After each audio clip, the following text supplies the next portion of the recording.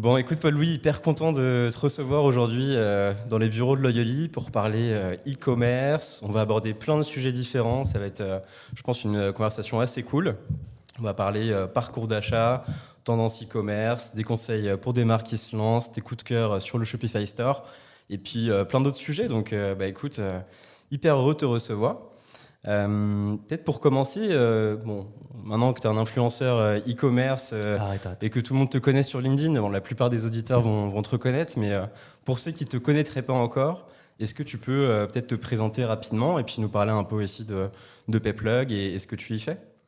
Yes, carrément. Déjà, merci pour l'invitation. C'est un plaisir. On se connaît un peu maintenant. Ça fait quoi depuis septembre, un truc comme ça? Un peu avant, un peu avant. Je crois que tu étais le premier à apprendre que je rejoignais de nouveaux Payplug. Ouais. Alors moi, c'est Paul Louis. Qu'est-ce que je fais dans la vie? Je fais du jardinage. Je suis passionné de musique électronique. Je collectionne beaucoup de vinyles. J'aime bien commencer par ça parce que j'aime pas trop me définir. Enfin, j'aime pas présenter mon taf comme étant ce qui me définit en tant que personne. Et dans la vie de tous les jours, ce qui fait que j'arrive à payer mon crédit auprès de la banque, c'est mon poste chez Payplug. Je suis en charge des partenariats avec les solutions e-commerce pour Payplug. Payplug qui est un prestataire de solutions de paiement, de services de paiement, qui opère aujourd'hui sur le marché français, qui est une solution française. On processe les paiements pour à peu près 20 000 e-commerçants aujourd'hui, enfin 20 000 retailers. J'ai l'habitude de dire e-commerçants, mais il faut que je sorte de cette habitude parce qu'on a aussi une solution, on a à la fois une solution de paiement online, donc qui va se plugger sur un site, et on a aussi une solution de paiement proxy, donc via un terminal de paiement qu'on va proposer aux retailers sur leur magasin, leur pop-up, etc. Eh ben, écoute, trop bien. Et est-ce que tu veux nous parler un peu de ce que tu jardines du coup? Et ben en ce moment là j'ai fait mes semis, donc là j'ai des tomates cœur de bœuf qui sont en train de pousser. Ça, c'est des bonnes, ça. Ah, Mes exactement. préférés. C'est les préférés. Franchement c'est les meilleurs. Celles qui coûtent le plus cher en plus. Donc non, je suis trop content. Mais ouais, je commençais par ça parce que j'aime bien aussi. Je suis je m'intéresse beaucoup à la vie des personnes et ce qu'elles font en dehors de leur taf. Et j'aime bien aussi raconter un peu ma vie. Mm. Et je crois d'ailleurs que tu fais ça tous les vendredis. De quoi? Pas raconter ta vie, mais en tout cas échanger avec d'autres Ouais. e-commerçants notamment tous les vendredis. Tu alloues un peu de temps pour justement faire connaissance avec des acteurs de l'écosystème et aussi des marques. Mm. Donc franchement, allez-y, hein, foncez, c'est gratuit. En fait, c'est gratuit et au-delà de ça, une chose que j'ai notée avec le temps, c'est un pain, en fait, d'une manière générale, chez les acteurs et actrices de cet écosystème e-commerce ou retail d'une manière générale. C'est un manque de knowledge qui est assez fou. Je trouve, en fait, que il y a beaucoup de personnes qui sont larguées et c'est pas un reproche, hein, mais c'est pour ça que je serai jamais entrepreneur parce qu'en fait, tu as 15 casquettes en même temps. Et je sens qu'il y a quand même, depuis quelques temps, je l'ai senti et c'est même une chose qui est avouée par beaucoup de mes interlocuteurs et interlocutrices, qui en fait est un manque de knowledge criant sur beaucoup de sujets. Et c'est Open Hours, que j'ai appelé Open Hours, que j'ai ouvert, que j'ai lancé au mois de septembre. C'est un truc qui fonctionne bien, qu'on a doublé. Donc c'est plus seulement les vendredis, mais c'est aussi les mercredis maintenant. Et effectivement, c'est une heure durant laquelle tu viens, que tu sois e-commerçant, e-commerçante, que tu sois éditeur, éditrice de solutions ou simplement intéressé par cet écosystème. Si j'ai un créneau de libre, et c'est pas toujours évident, on prend une heure, tu viens avec tes pains, tu viens simplement avec des questions. Et on essaye de faire en sorte que la personne en ressorte avec des intros, des petites actions à mettre en place assez rapidement. Je me souviens, j'avais rencontré une marque il n'y a pas très longtemps et on avait vu plein de petits trucs qui n'allaient pas forcément sur le site. Alors, mon taf, c'est pas de remplacer l'agence, bien au contraire, c'est plutôt de dire, là, en fait, sur ces sujets-là, il faut que tu ailles parler avec une agence. S'il y a notamment des questions un peu plus dev à aborder, mais tu vois, des tips and tricks qui sont hyper facilement actionnables. Par exemple, tu as un header qui est pas sticky, et ben en gros, ça c'est un must-have. Mets ton header en sticky. Ouais. Et ouais, c'est ce petit momentum qu'on a, et puis ce marchand avec qui j'ai fait ce call il y a 15 jours, et en fait, j'ai trouvé ça hyper intéressant parce que j'ai pas l'impression de parler dans le vide, dans le sens où le lendemain à 8h, on a fait ça à 13h à 14h, le lendemain à 8h, je vais sur son site par curiosité, et sur 5 actions qu'on avait identifiées, genre il y en avait 4 qui étaient mises en place, quoi. Ouais. Donc ouais, ça marche bien. Bah ouais, c'est cool, hein. Je pense que c'est une hyper bonne initiative de ta part et donc franchement trop cool pour ça. Si j'étais e-commerçant, j'irais direct en tout cas. Et justement, donc tu disais que ouais, tu avais remarqué qu'il y avait un peu un manque de knowledge au global sur pas mal de sujets. C'est quoi un peu les sujets qui reviennent le plus souvent que tu entends justement dans tes office hours? Peut-être on peut commencer par en prenant un peu le funnel dans l'ordre sur la partie parcours d'achat déjà pour arriver sur le site. Voilà, je sais pas si déjà donc tu parlais du header qui était pas sticky. Est-ce qu'il y a d'autres choses, peut-être même avant encore en amont, que tu vois qui sont un petit peu récurrentes et du coup desquelles on pourrait parler pour justement éclairer tous ceux qui seront peut-être dans cette situation-là. Alors déjà, il y en a plein qui n'ont pas mis en place un programme de loyalty. Non, plus sérieusement. Oui, enfin, le programme de loyalty, pour le coup, c'est un sujet qui revient assez régulièrement. Mais après, vraiment des trucs basiques. C'est-à-dire que j'ai quand même beaucoup de personnes avec qui je discute qui veulent se lancer en e-commerce et qui se disent tiens, putain, je peux lancer un Shopify en 1 heure, trop bien. Mais en fait, il y a plein de choses à faire, quoi. Enfin, un Shopify, c'est une chose, mais lancer un Shopify, c'en est une autre. Et convertir sur un Shopify, c'est un taf à temps plein. Ouais. Donc tu as remarqué c'était pas mal sur cette partie-là, un peu conversion sur le site, qu'il y avait des choses à améliorer. Ce serait quoi typiquement les avis, par exemple. Ouais, pour moi, c'est un must-have aujourd'hui. Il y a plein d'études qui paraissent. Je sais plus de quelle étude je regardais. Je crois que c'est Partout qui avait fait cette étude-là. Un chiffre que je reprends tout le temps, qui est de dire que tu as plus de 75% des personnes aujourd'hui, des consumers, qui t'expliquent, qui avouent que les avis et les notes vont avoir une influence sur la décision d'achat. Ah, bien sûr. Et je vois des marques qui mettent pas les avis, ou alors qui les mettent mal. Parce que tu as à mettre les avis et tu as à les mettre suffisamment en avant. En fait, ça, c'est du basique au basique, quoi. Ouais.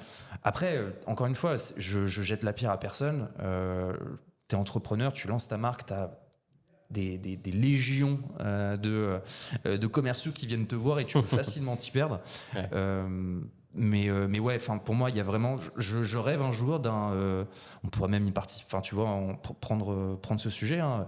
On se rassemble en tant qu'acteurs, actrices du e-commerce de cet écosystème et on dresse un book avec les 15 règles. Tu vois, les 15 commandements, 15, 20, 30 commandements de. Tu lances ton site.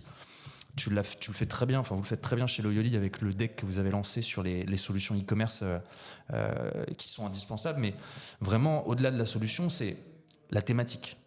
Est-ce que tu as pensé à tes avis? Est-ce que tu as pensé à un programme de loyalty? Alors, loyalty, évidemment, c'est quand tu as ta communauté engagée, mais, ou quand tu veux l'engager davantage. Est-ce que tu as pensé aux indications concernant les livraisons, les frais de livraison, les délais de livraison, etc. Est-ce que tu sais que les Français, par exemple, les Français et les Françaises adorent la livraison en point relais, mais ils aiment aussi avoir une livraison en moins de 72 heures. Sinon, tu as un drop de conversion. En fait, pour moi, c'est tout ça. C'est rassembler un e-book et faire en sorte qu'en fait, quiconque aujourd'hui puisse se dire tiens, j'ai des bonnes bases, quoi. Ouais. Bah écoute, ça va partir en prod. Ça part en prod. Chez notre ami Flof, comment? Ouais, exactement. Bisous content, big up à Flof, notre content manager qu'on salue. Bah ouais. Et donc en fait, j'ai l'impression que c'est pas mal de sujets qui tournent autour de l'expérience client au global. Je sais que notamment avec Payplug, voilà, vous creusez pas mal ces sujets autour de l'expérience client, de l'étape importante aussi au checkout, de l'omnicanal. Est-ce que tu aurais des petits conseils à donner sur ce sujet-là pour avoir un peu une expérience client qui convertit et aussi qui permet de fidéliser? Parce que si tu as une bonne expérience, tu as envie de revenir derrière. Bah, tu vois, pour revenir sur ta question précédente sur c'est quoi les pains que tu vois aujourd'hui, qu'est-ce que tu abordes comme sujet ou autre? Il y a un des sujets, c'est le paiement, mais en fait qui n'est pas réellement abordé dans le sens où le paiement, c'est un peu la dernière roue du carrosse. Ouais. C'est-à-dire que les gars, ils veulent pas entendre parler, ils ont branché un truc quand ils ont commencé, ils savent pas vraiment combien ils payent, ils savent pas pourquoi ils payent. J'ai quand même beaucoup de marchands qui me disent, je leur dis, mais tu fais combien de remboursements par mois? Je sais pas, je suis à 20-30%. Donc tu sais que sur 20-30%, tu as un fee en plus sur le remboursement. Et en fait, tu as plein de choses comme ça où en gros, le paiement, c'est un peu un énorme... c'est un no-brainer dans le sens où ils ont mis ça de côté. Tu vois. On fout ça sous le tapis, on n'y pense pas, ça fonctionne pas, mais en l'occurrence, j'ai de l'argent qui tombe, les clients payent, etc. Mais voilà, en fait, notre rôle chez PayPlug, c'est pas seulement de faire du paiement, même si c'est quand même notre métier de base, hein, mais c'est aussi de faire comprendre à quel point le paiement peut être un levier de croissance absolument formidable. Je prends souvent l'exemple de Fago, qui est un de nos marchands historiques et qui est aussi, et je le dis vraiment sans la casquette PayPlug, à mon sens, l'une des plus belles success stories françaises de ces 10 dernières années. Fago, il te dit, alors qu'on ne l'a pas payé pour ça, hein, mais il te dit sur une conf, en fait, avant d'être avec PayPlug, je ne savais pas ce que c'était le paiement. Mais pas parce qu'en fait, il s'y intéressait pas, mais parce qu'en fait, on lui avait jamais montré qu'il y a un capot que tu peux ouvrir et que tu peux comprendre en fait ce qui se passe dessous. Comment est-ce que nous, en tant que prestataire, on va t'aider à faire en sorte que tu aies moins de friction, à faire en sorte que tu aies plus d'acceptation et donc plus de CA à la fin, quoi. Et je trouve que je prêche mon paroisse, mais pour avoir vu pas mal de prestataires de paiement, voir un peu comment ça fonctionne, tu sais, j'ai fait une petite infidélité à PayPlug pendant quelques années, désolé les gars. Mais voilà, j'ai vu comment ça fonctionnait et je trouve que PayPlug, et je dis vraiment avec beaucoup d'objectivité, je trouve qu'on est vraiment l'un des, si ce n'est le prestataire de paiement qui parle le mieux aux marchands de ce que le paiement peut rapporter, ou en tout cas de ce que peut être le paiement dans une stratégie de croissance. Ouais, c'est souvent perçu comme une commodité, et c'est un peu le parent pauvre, quelque part, j'ai l'impression, du e-commerce. Et c'est vrai que moi, ça m'avait pas mal ouvert les yeux sur tout ça quand on en avait parlé une des premières fois où tu m'expliquais ce que c'était PayPlug. Et du coup, tu avais donné un exemple assez concret et pour le coup très pragmatique et terre à terre, qui est que en fait, quand tu as un taux d'acceptation que tu arrives à augmenter ne serait-ce que de 2% avec une solution comme PayPlug, c'est du chiffre d'affaires. C'est du chiffre d'affaires. Donc en fait, c'est pas tant une commodité, mais c'est presque un canal d'acquisition ou de croissance en tout cas. C'est un canal d'acquisition, de croissance, c'est un truc à challenger. Tu vois, je sais pas, enfin franchement, je donnerais un chiffre au doigt levé comme ça, mais au doigt mouillé, pardon, mais je sais pas, j'ai peut-être 90% des marchands avec qui on discute qui connaissent pas leur taux d'acceptation. C'est comme si demain, tu demandes à un marchand, c'est quoi ton taux de conversion sur site, et qu'il te dit, je sais pas. Alors que c'est un chiffre, enfin c'est un taux qui pour moi est à la base de tout. Après évidemment c'est un taux sur lequel on n'a pas forcément éduqué les marchands pendant des années.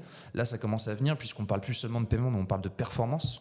Et en fait c'est ça, c'est que t'as des marchands effectivement ils vont moins regarder ça parce qu'un marchand qui va faire quelques dizaines de milliers d'euros de chiffre d'affaires à l'année, ça va représenter quelques euros, quelques dizaines d'euros.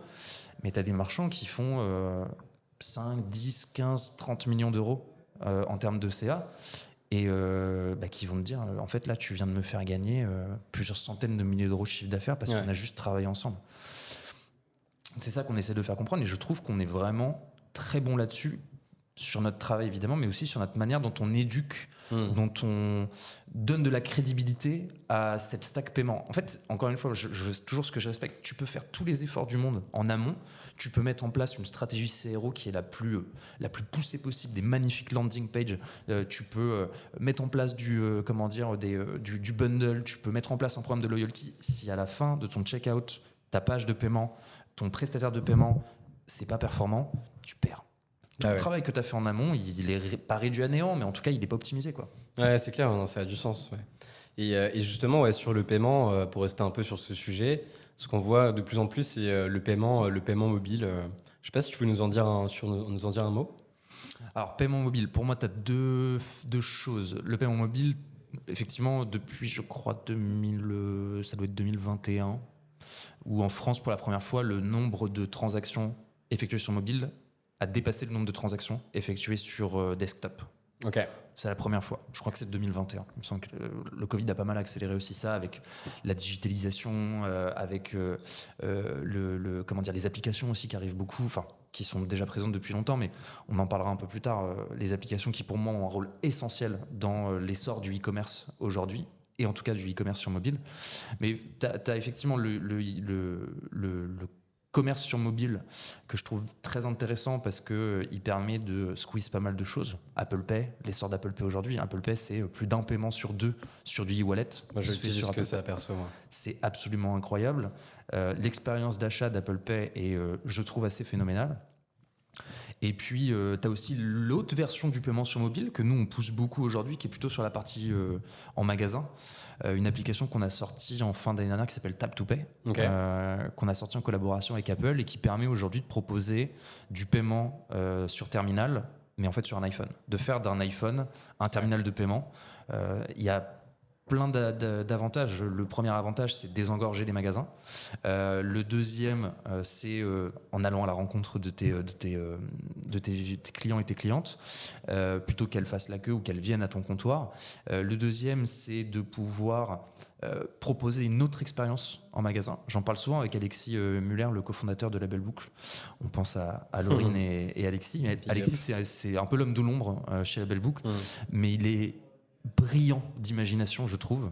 Il a tout le temps des idées et justement on se posait la question et lui en fait aujourd'hui il veut mettre en place ces solutions parce qu'il veut apporter une autre expérience, c'est-à-dire que on soit plus uniquement sur je visite le magasin, je fais mon tour, je prends mes produits, je les mets dans mon panier, je vais à la caisse et puis ensuite donc en fait il y a beaucoup de choses à imaginer. Je trouve que on en parlait ce matin lors d'un petit déjeuner avec un marchand où je lui disais nous on voit de plus en plus un nouveau poste arriver dans les entreprises, chez les retailers, c'est responsable de l'expérience retail. Ouais. Et en fait c'est ça, le retail a besoin aujourd'hui de se réinventer. A besoin de se diversifier, a besoin d'explorer de nouvelles expériences, d'offrir de nouvelles expériences. Et je trouve que le paiement mobile apporte vraiment une petite particularité assez savoureuse. Et tu vois, en parlant justement de saveur, c'est intéressant parce que j'avais un exemple en tête qui est vraiment pas mal, je trouve, c'est celui de Nespresso. Quand tu vas dans les boutiques Nespresso, en fait, tu as quelqu'un justement qui vient à ta rencontre et potentiellement qui peut en fait faire ton check-out directement.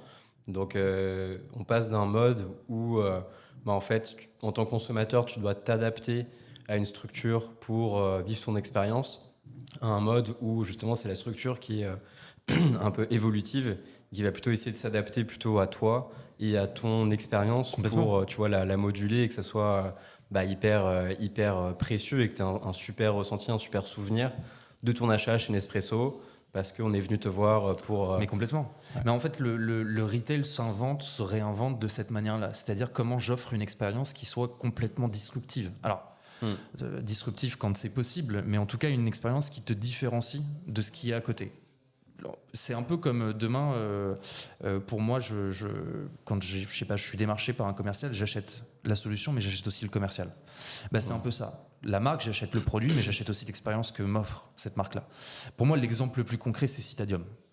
L'expérience de Citadium, tu vas te balader chez Citadium parce que tu as cette musique, tu as ces vendeurs qui je sais pas, sont un peu fancy. Enfin, ils sont beaux, quoi. Ils sont beaux, elles sont belles. Je dis ça, mais vraiment, en fait, il y a quelque chose d'assez extraordinaire, je trouve, chez Citadium, que tu retrouves pas chez Printemps. Mais Printemps a aussi une expérience que tu retrouves pas chez Citadium, alors que c'est le même groupe, en l'occurrence. Mais je crois. Tu confirmes? Non, tu sais pas. On demandera à notre ingé son de vérifier. On demandera à notre ingé son. Fact-checker. Ouais, fact-checking. Mais non, il y a quand même quelque chose d'assez, je trouve, d'assez essentiel, c'est que l'expérience en boutique, elle doit s'inventer, elle doit se réinventer, elle doit s'inventer aussi avec les consommateurs et les consommatrices. Sortir des sentiers battus, je trouve ça assez génial. Je sais que c'est un copain qu'on a en commun, c'est Maxime de Cher Client. Moi je trouve que ce gars-là fait un taf qui est absolument incroyable, en offrant, en accompagnant les marchands et les retailers dans la conception de pop-up stores, de magasins en dur et autres.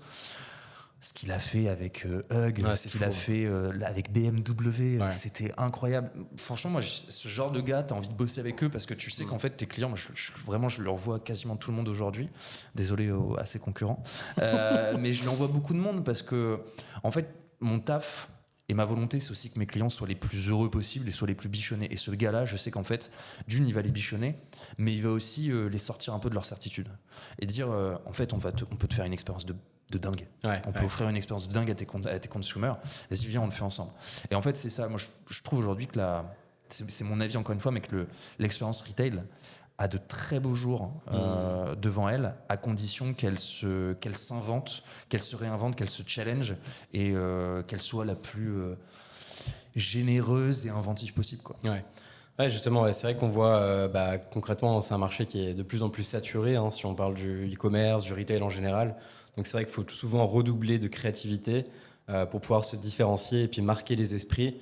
dans un monde où tu as quand même beaucoup de publicité. Si tu as vécu une bonne expérience qui sort de l'ordinaire, qui va te laisser un bon souvenir, forcément tu vas penser à cette marque-là pour ton prochain achat. Donc ouais, effectivement assez intéressant et important, je pense, d'aller dans cette direction-là pour les marques. Et en parlant justement maintenant des autres tendances un petit peu qu'on peut voir, on avait sorti ensemble un contenu assez cool sur justement les tendances de 2024. Donc c'est encore le début de l'année, hein, soyez indulgents si notre boule de cristal ne nous avait pas encore tout indiqué. Est-ce que toi justement par rapport à ces autres tendances qu'on voit un peu émerger, tu en aurais une ou deux dont tu aurais envie de parler aujourd'hui? De notre e-book? Ouais. Bah, Ou d'autres hein, d'ailleurs, hein, peu importe. celle dont j'avais parlé avec des personnes chez nous qui m'avaient posé la question justement sur ce que je voyais un petit peu, parce que l'idée c'est quand même que la moitié du temps je suis sur LinkedIn en train de regarder toutes les tendances, en train de suivre tout. C'est un taf à plein temps. Pour moi il y a une tendance que je trouve très intéressante, c'est l'application, c'est les applications, c'est la révolution des applications. On a ressorti un e-book là récemment avec PrestaShop et OpinionWay sur les tendances de la Gen Z. La Gen Z, tu vois qu'en fait, elle achète sur des applications. Ouais. J'aime bien citer les solutions que je trouve géniales. Et pour moi, il y a une solution qui est vraiment top, c'est Macapi. Ouais. Pourquoi ? Parce que Macapi te permet... Alors, c'est uniquement pour les marchands Shopify, désolé l'open source. Mais Macapi te permet en fait de dupliquer, de créer une application qui vient en fait scrap toutes tes données, en tout cas les données de ton choix de ton e-shop Shopify, et vient te publier une application mobile, iOS et Google en 15 jours, je crois, un truc comme ça. Ouais. C'est un peu le concurrent de Tapcart, en moins cher et en mieux. Et c'est français. Et les gars sont vraiment adorables. Thomas, avec qui je parle assez régulièrement, quand je suis un peu mordu par une application, tu le sais, que ce soit Macapi ou Hollywood, j'en parle et pour moi, il faut en fait ces applications-là et la richesse de l'e-commerce, c'est pouvoir tester. Il faut tester. Ouais. Et si tu vois que c'est pas grave, tu as testé, ça fonctionne pas. Ce dont je doute, c'est pas grave, t'arrêtes. Ouais. Et non, il y a tout un sujet qui est, tu vois, dans le contexte qu'on évoque, où en fait, voilà, t'es quand même assez saturé en tant que consommateur. Il y a de plus en plus de concurrence, t'as plein de stimuli en fait tout le temps. Et du coup, les coûts d'acquisition, ils ont beaucoup augmenté. Et un des moyens que je trouve qui est vraiment ouf pour justement créer de la stickiness autour de ta marque, autour de ton produit, c'est les applications mobiles. On le voit avec des apps comme, je pense par exemple à MiniWait, où en fait, au-delà de parler de tes produits, parler de ta marque, en fait, les entreprises sont en train de devenir des médias, un peu comme nous tous. Et du coup, une application, c'est quand même ultra pratique pour pouvoir créer des petits quiz, des petits parcours personnalisés, partager du contenu à valeur ajoutée qui va intéresser tes clients et créer en fait un peu une habitude pour le consommateur final. C'est une habitude de consommation. Et c'est même une habitude de navigation au final. Tu regardes des applications, par exemple, je pense à c'est e-commerce nation qui sort tous les ans le top 100 des sites e-commerce. Il faut voir que, par exemple, un Vinted, ils ont une couverture aujourd'hui, je crois, en France de 25%. Ouais. C'est-à-dire que tu as 25% de la population française qui va se connecter au moins une fois par mois sur l'application Vinted, puisque Vinted est uniquement sur l'application. Ils ont le site, la plateforme desktop, mais qui est, à mon sens, pas du tout intéressante et qui n'est pas véritablement utilisée. Mais en fait, voilà, c'est la puissance des applications. Et d'autres avantages aux applications, c'est le fait qu'en tant que marque, tu as des notifications push en illimité. C'est moins cher que les SMS. C'est moins cher que le SMS. Et il y a aussi un autre truc, c'est tu n'es pas dépendant d'un browser. Ouais. Donc en fait, ton temps de chargement, je crois que Macapi, c'est ce qu'ils vendent, c'est un temps de chargement 4 fois plus rapide que sur ton e-shop. Gros avantage. Vraiment, pour moi, c'est vraiment un canal. Quand on parle d'omnicanalité, on en parlait sur un événement. L'omnicanalité, aujourd'hui, c'est vite résumé à online et in-shop. Ouais. Non, tu peux faire de l'omnicanalité en online, tu peux faire de l'omnicanalité en in-shop. La preuve, tu as du wholesale, tu as du retail, tu peux faire du pop-up, etc. Il y a plein de choses, mais en online aussi. L'application peut devenir un canal de vente, le mailing est un canal de vente, le e-shop, vraiment le on-site est un canal de vente, mais l'application peut devenir vraiment un formidable levier de croissance. Je crois que c'est Tagine Banane, ils ont mis en place Macapi, et aujourd'hui, ils ont plus de 20% de leurs ventes qui sont faites sur l'application. Ah, c'est ouf, c'est ouf. Ouais. Non, intéressant. Ouais, ça, moi, j'y crois beaucoup à cette tendance-là et ça se voit d'ailleurs hein, chez nos clients. On commence à nous en parler de plus en plus. Et est-ce que toi, tu vois justement d'autres. Est-ce que tu aurais une autre tendance un peu dans aussi importante ou aussi intéressante à laquelle tu penses, issue de notre contenu ou autre hein?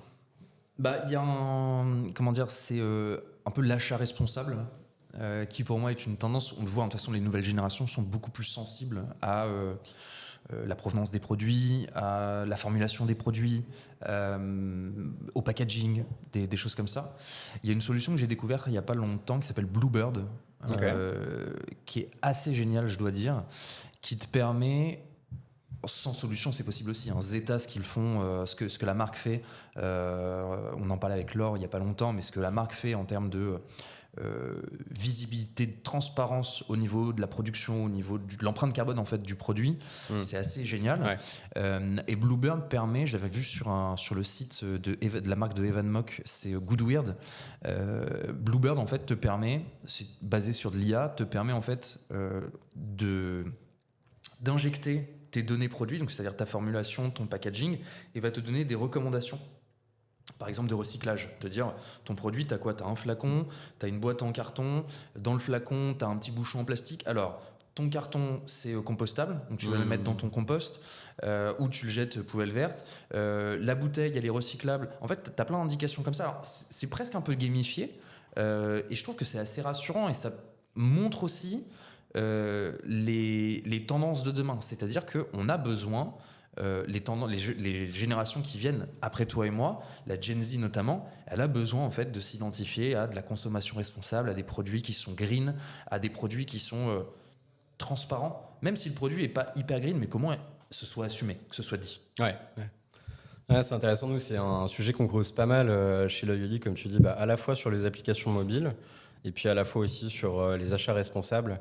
Donc, typiquement, tu vois, on réfléchit à une intégration avec Captain Cause pour en fait permettre aux utilisateurs de dépenser leurs points de fidélité pour différentes causes. Et donc, Trop bien. ça, on y croit beaucoup ouais, sur le prêt-à-porter notamment. Donc là, il y a des tests qui vont se lancer. Et hâte de te partager les résultats bientôt. Génial. Mais bref, assez parlé de nous, on n'est pas là pour ça aujourd'hui. Une autre tendance que je vois un peu aussi émerger, tu vois, donc toujours cet esprit en fait où voilà, on veut vraiment travailler la rétention, c'est vraiment je pense une des thématiques de 2024. Donc bien sûr, on peut le faire à travers plein de canaux, les applications mobiles, les SMS, il y a WhatsApp aussi maintenant, et on entend WhatsApp, aussi beaucoup parler. On pourra en parler de WhatsApp, ça m'intéresse d'avoir un peu ton point de vue là-dessus. Et aussi des abonnements.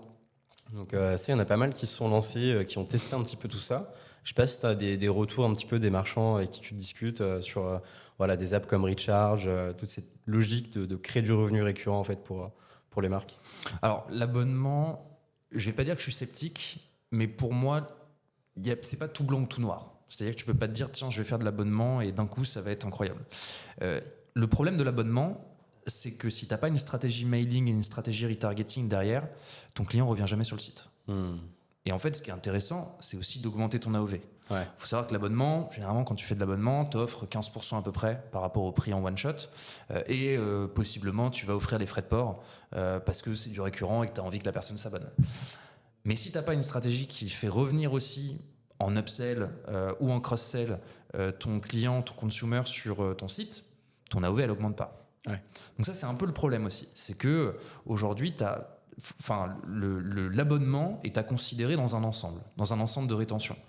Il y a aussi, après, alors je suis fan de l'abonnement, hein, je suis abonné à plein de choses, trop même, mais il y a aussi, l'abonnement peut être un peu déguisé.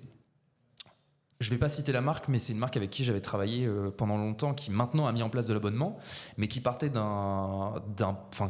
pour qui le parti pris, c'était de dire, moi je fais pas d'abonnement, parce qu'en fait la personne, je veux qu'elle revienne sur le site. Donc ce que je fais, c'est que je fais 1 mois, 2 mois ou 3 mois, Ouais. et en fait je bundle.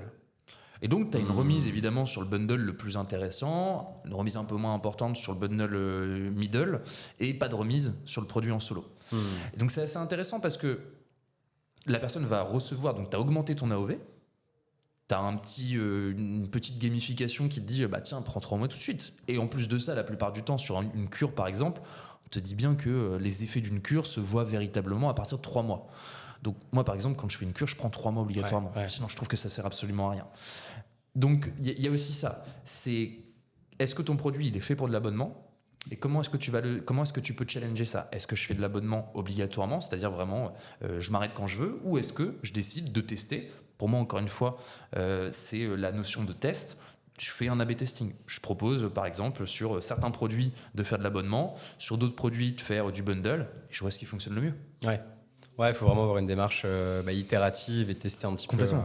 Mais c'est la richesse de l'e-commerce. Tu peux tester sur des choses assez complexes dans la manière de les construire, mais en fait assez facilement dans la manière d'interpréter les résultats.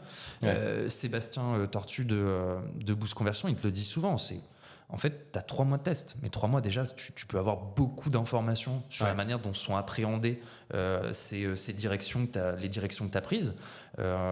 C'est quoi le ressenti ? C'est quoi la réception de tes consommateurs, de tes prospects et autres ? Et ensuite, tu vois, est-ce que je continue ? Est-ce que j'applique pas ? Est-ce que je modifie ? Est-ce que je teste autre chose ? Ouais, c'est clair. Ouais. Non, c'est vrai qu'on a quand même aujourd'hui pas mal d'outils, comme tu disais, à disposition pour pouvoir le faire. Et justement, ça m'emmène sur le point. Mais je me permets, je complète juste. Pour moi, ça doit aussi être, ça doit être proposé. On a sorti un excellent plugin avec Cyclic sur PrestaShop parce que l'abonnement était un peu le parent pauvre de PrestaShop pendant longtemps. Et là, ce qu'on a sorti avec Cyclic, c'est un abonnement à un module plug and play sur un environnement open source qui te permet d'aller mettre en place en quelques heures seulement des règles d'abonnement. J'en parle dans le prochain épisode de ma newsletter, mais vraiment c'est énorme. Et pour moi, en tant que prestataire, c'est aussi de proposer ces solutions-là.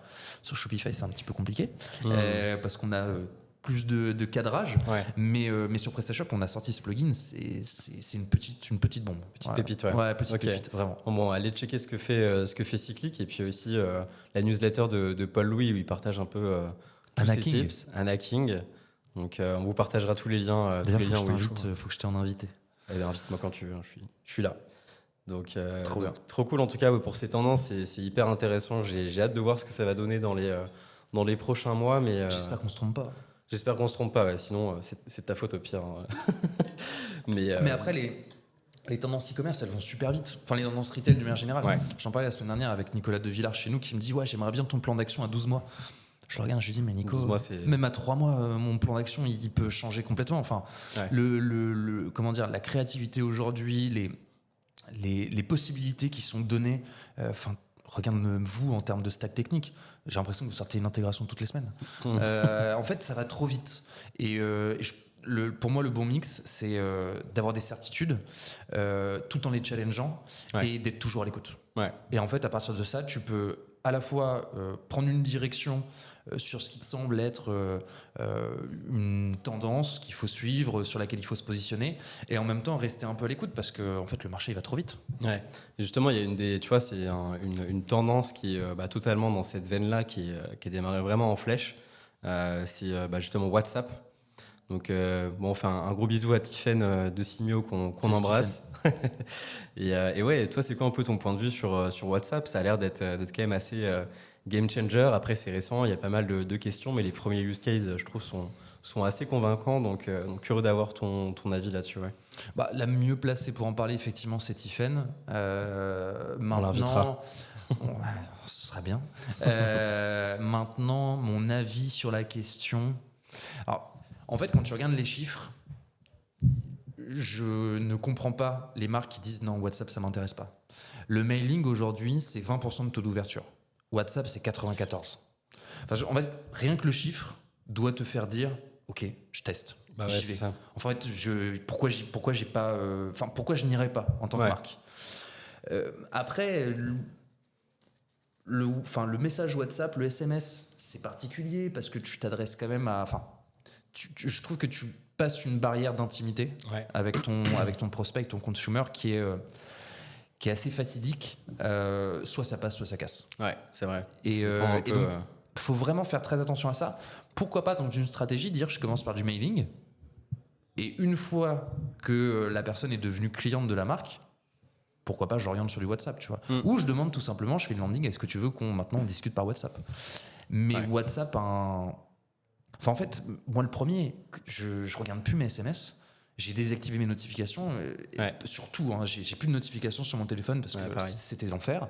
Et en revanche, la première application que je vais voir de moi-même, c'est WhatsApp. Et j'ouvre tous mes messages WhatsApp. D'avoir dans mon backlog de messages WhatsApp, je vois j'ai 2 conversations non lues, ça me fait péter les plombs. Je me dis, qu'est-ce qui se passe? Et ouais, en fait, encore une fois, c'est pas tout blanc, tout noir, mais WhatsApp peut vraiment être partie intégrante d'une stratégie beaucoup plus globale. Mais les chiffres parlent d'eux-mêmes. 94% de taux d'ouverture. Même le SMS, c'est pas ça.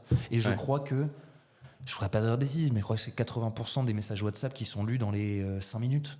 Non, c'est impressionnant en termes d'open rate. Je pense que c'est très difficile de le faire mieux, ou alors ça coûte beaucoup plus cher, parce qu'effectivement le SMS c'est quand même pas donné aussi, hein. C'est ça un des gros avantages. C'est pas donné, et il y a aussi un autre argument pour WhatsApp, c'est que tu es international. C'est qu'en fait WhatsApp aujourd'hui se base sur ta connexion internet. C'est ça. Donc tu n'as pas besoin, il n'y a pas, si tu veux,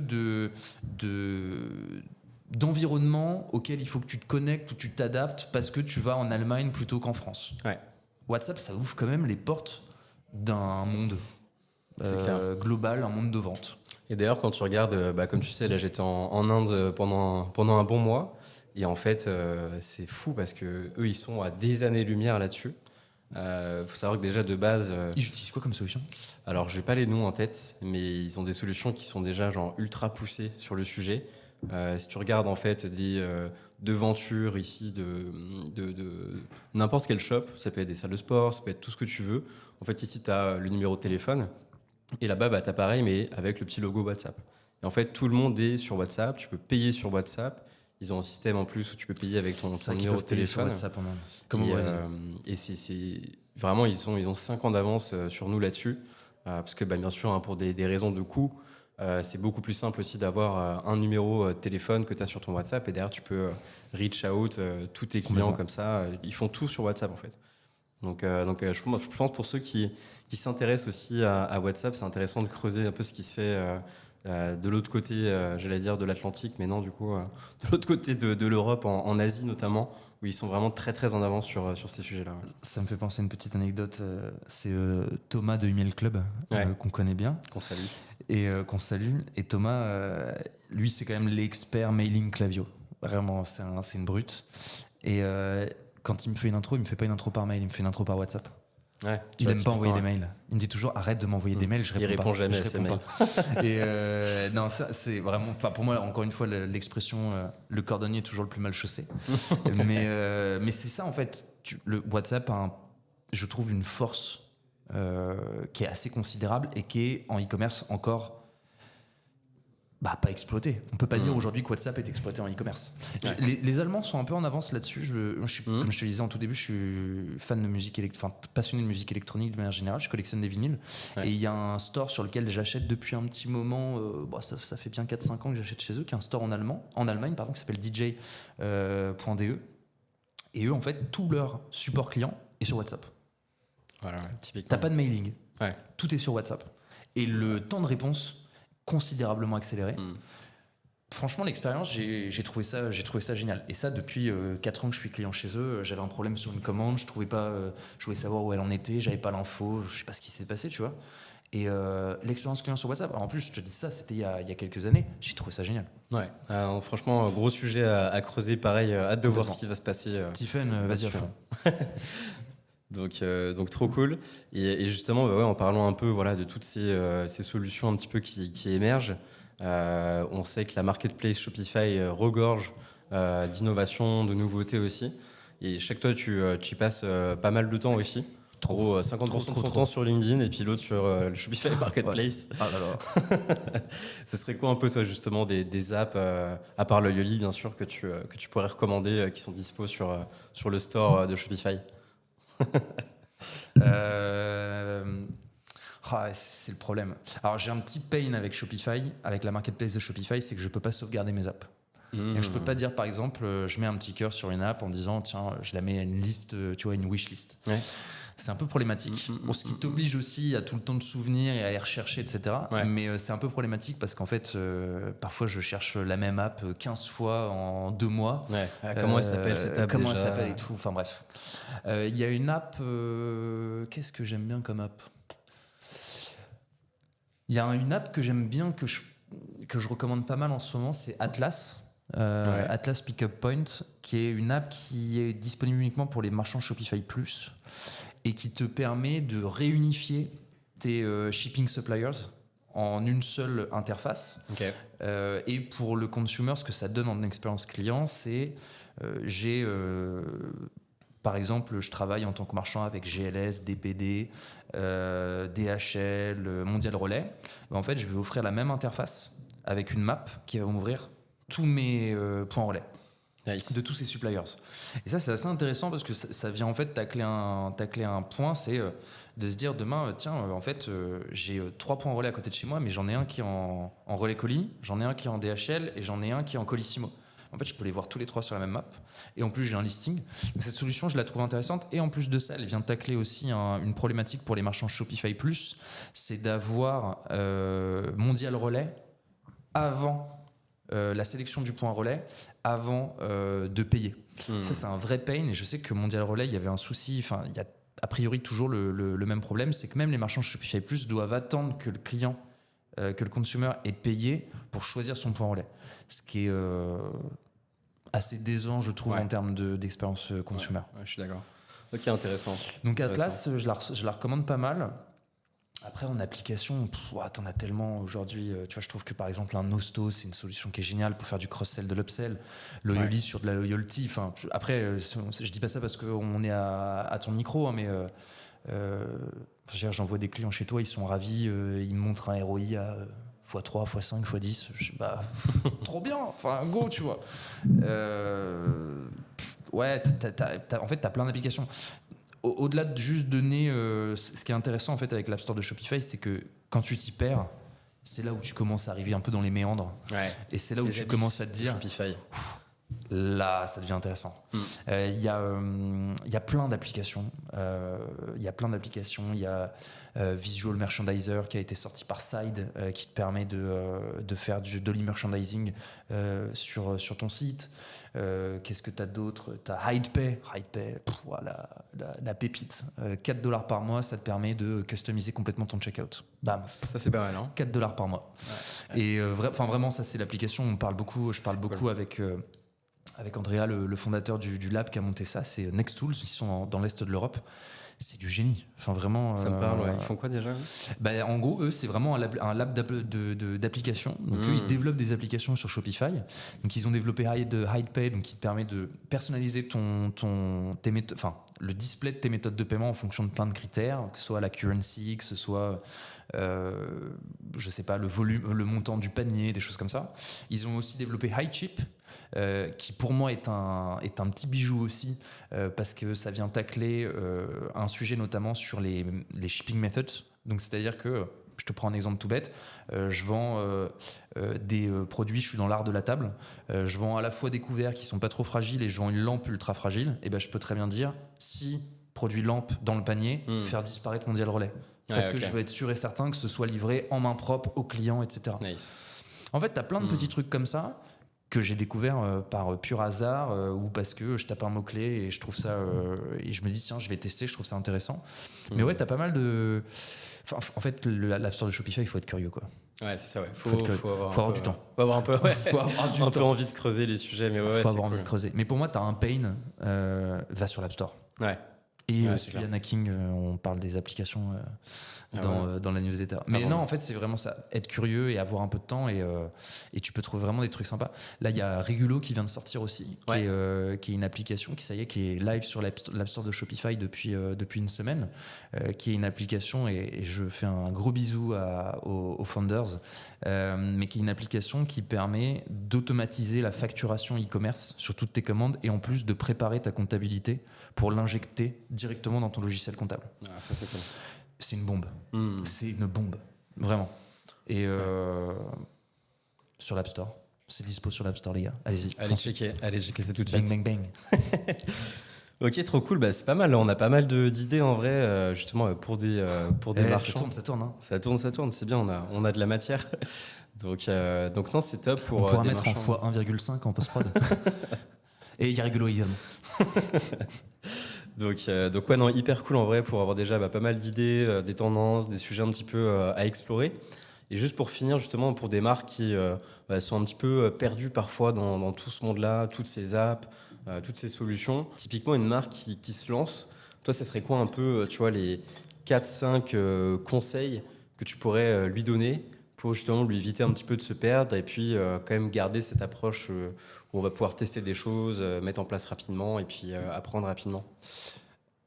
Alors, c'est déjà de s'informer. Aujourd'hui, il y a quand même énormément de contenu sur le e-commerce. Il y en a des très bons, il y en a des plus évasifs, mais il y en a vraiment des très bons. Je trouve par exemple que la newsletter de DNG, qui s'appelle Le Regard de DNG, est une newsletter qui est vraiment intéressante. Elle vient débunk un secteur d'activité. Celle notamment qui avait été faite sur, je crois que c'était secteur maison et intérieur, un truc comme ça. Très intéressante, notamment sur l'évolution d'IKEA et des tendances que IKEA va mettre en avant sur les 50 dernières années. Donc c'est s'informer, c'est trier évidemment dans l'information, sinon pareil, faut une deuxième vie à côté. Mais écouter les podcasts, le podcast par exemple du panier de Laurent Kretz, est un très bon podcast. Je trouve très intéressant. Je te dis ça encore une fois, je suis mauvais élève parce que par exemple je ne lis aucun livre sur le business, je déteste ça. Mais ouais, s'il y a un podcast aujourd'hui que je noterais sur le e-commerce, c'est véritablement, en tout cas pour commencer et pour apprendre aussi des autres, parce que c'est ça hein, le rôle de Laurent avec son podcast, c'est d'interviewer des marques sur un pain, sur un succès et de le partager aux autres. Et quand tu es une marque qui arrive ou qui est en pleine évolution ou même simplement qui est en train de tout casser, le podcast de Laurent est vraiment intéressant. Donc ouais, le regard de DNG en termes de newsletter, c'est bien, le podcast de Laurent. Donc vraiment s'informer d'une manière générale, s'entourer de personnes. Pour moi, un conseil que je donne toujours, c'est s'entourer de personnes qui n'ont rien à voir avec ton business. Ah ouais. Quand tu arrives en tant que marque, c'est ton bébé. Tu as créé ta marque, c'est ton bébé, c'est ton produit, tu le connais par cœur. Le problème, c'est que quand tu t'attaches trop à ta marque et quand tu la connais trop par cœur, t'es plein de certitudes. Ouais, t'es dans ton tunnel en fait. T'es dans ton tunnel et le jour où t'as quelqu'un qui vient te remettre un peu les idées au clair ou qui a envie de t'apporter un regard extérieur, tu vas te braquer. Tu te dis, il juge mon travail, il juge mon bébé. Non, c'est juste qu'en fait, ton bébé, entre guillemets, ta marque, tu la vends pas à toi. Tu la vends pas à des répliques de toi en tant que founder. Tu la vends au commun des mortels, tu la vends à des personnes qui n'ont absolument rien à voir avec toi en termes d'origine sociale, qui n'ont absolument rien à voir avec toi au niveau de l'âge, tout simplement. Hein. Donc en fait, c'est aussi ça, c'est comment est-ce que tu t'entoures de personnes qui n'ont absolument rien à voir avec ton business, qui vont te challenger, évidemment toujours avec beaucoup de bienveillance, et qui vont t'expliquer en fait te donner un regard extérieur et te sortir de tes certitudes. Je pense que ça, c'est véritablement important aujourd'hui, c'est de ne pas avoir des certitudes. Ouais. D'avoir des convictions, c'est important, mais pas d'avoir de certitudes. Ouais, c'est ça. D'essayer justement de faire un peu l'avocat du diable tout seul et se dire, ok, moi je suis convaincu de ça, bah viens, on va vérifier que ce que je pense, c'est être tout une seul réalité, dans quoi. son coin, ouais, non, c'est clair. Ça fait avancer les choses. C'est compliqué. Vraiment, c'est compliqué. Ouais. Et tu le vois de toute façon, hein, les personnes qui sont vraiment solo, qui font...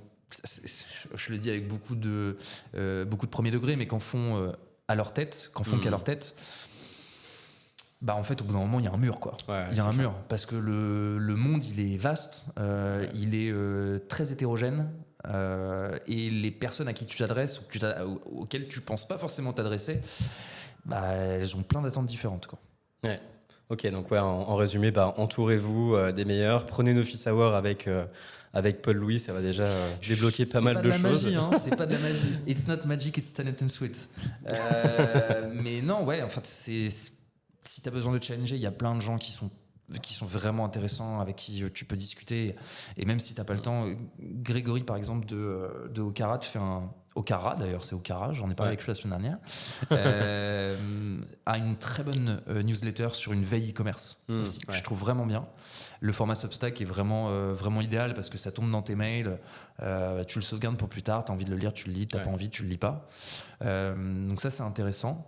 Et puis LinkedIn, LinkedIn est ton meilleur ami. Ouais, c'est clair. En vrai, c'est là où tu apprends t'as les founders qui vont partager leur success story. Alors, peut-être parfois un peu trop de succès. Tu vois, par exemple, je pense à l'Amazona qui parlait beaucoup aussi de ses échecs. Je trouve ça intéressant.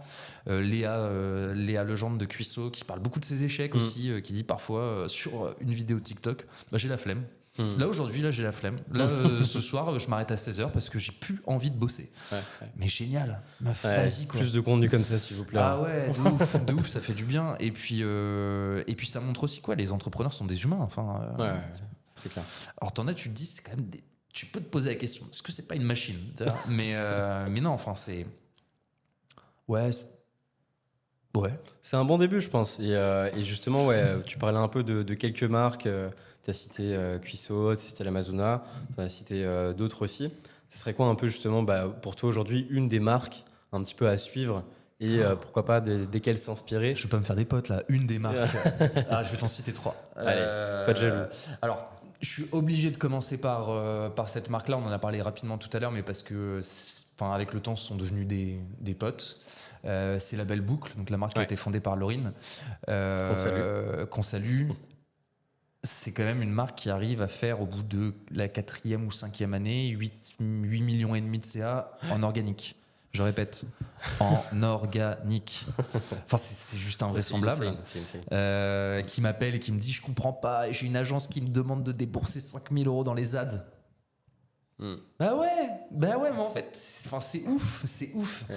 Elle a créé une machine de guerre et c'est quelqu'un que je trouve. Elle et Alexis, ce couple, je les trouve. Je trouve que ce sont des personnes extraordinaires. J'aime beaucoup travailler avec elle et lui. Et en plus de ça, c'est une success story incroyable. Enfin, je veux dire, c'est une marque qui a décidé de mettre l'expérience client au cœur de tout, que ce soit online, que ce soit dans les studios, puisqu'il y a 3 studios aujourd'hui. Enfin, c'est juste génial. Donc évidemment, cette marque fait partie de mon top 3. Je pense à Bonsoir. Enfin, pour moi. Déjà parce que j'adore les draps Bonsoir. Bonsoir, c'est quand même les seuls qui ont réussi à me faire acheter un jeu de draps. Je les ai mis, j'ai fait une nuit, j'ai dit ok, je m'en rachète un jeu. Parce que c'est trop bien et parce que j'ai pas envie d'attendre que, d'en mettre un entre les deux, tu vois. Je trouve ça... Je trouve l'expérience on-site absolument incroyable. C'est une success story française géniale. Les équipes sont adorables. Et en plus, elles ont travaillé avec des superbes agences pour la partie online. Donc non, c'est un... Très Extrade Up, je crois notamment. Alors là, je sais pas. Sur les non, je parlais plutôt sur la partie digitale. Je sais pas, mais je crois qu'elles ont travaillé avec Unlikely sur la partie dev et elles ont bossé avec qui sur la partie design. C'est pas avec du Moon ou Non, je sais plus. Ou alors c'est Unlikely. Je sais plus. Faudrait que je te redise. Mais voilà, sur la partie online, ça a fait un gros travail. Et je suis archi fan de la marque. Ok. Et puis troisième marque. C'est compliqué, troisième marque.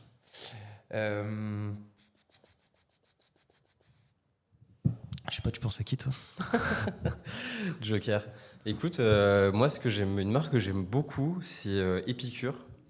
Ouais. Donc, c'est un marché qui est quand même assez busy. Il y a beaucoup de monde, mais eux, je trouve qu'ils font quand même les choses très très bien au niveau de l'expérience client, au niveau aussi du fait d'impliquer vraiment à chaque étape en fait leurs clients dans la construction de leurs produits. Ils ont aussi une communication qui est beaucoup portée par le fondateur, donc Paul Etienne notamment, un des fondateurs, et qu'on salue aussi. On a salué beaucoup de monde là aujourd'hui. C'est une table ronde. Mais ouais, non, franchement c'est cool. Je trouve ils font vraiment un super taf. Niveau business aussi, ils sont pour discuter, avoir pas mal discuté avec lui. Et c'est quand même très carré aussi. Donc franchement, dans le chapeau à eux, je trouve que c'est une belle marque. Belle success story, Ouais, complètement. C'est vrai qu'Epicure, j'y pensais pas, mais en plus, c'est une marque qui m'a accompagné dans ma transition vers le végétarisme. Je sais pas si on dit comme ça. Ouais, ok. Parce qu'ils ont un petit complément alimentaire qui est vraiment bien, spécialement fait pour vegan et végétarien. Trop bien. Et ouais. Merci les gars, on vous m'avez bien aidé. On ira checker ça. Ouais. Trop bien. Et bah écoute, mec, c'était une super conversation. On a pu parler de plein de sujets. Il y a Maxime qui est mort de rire là derrière. Notre ingé son. Rigole pas trop fort, s'il te plaît. Le pauvre. Donc ouais, écoute, Paul-Louis, c'était une super conversation. On a pu aborder plein de sujets. Personnellement, j'ai appris plein de trucs aussi. Donc hyper cool. Et je pense que les auditeurs vont beaucoup apprécier. Donc justement, pour finir, simplement, où est-ce qu'on peut retrouver tous tes conseils et te suivre un petit peu? Alors sur LinkedIn, je poste beaucoup, peut-être même un peu trop parfois.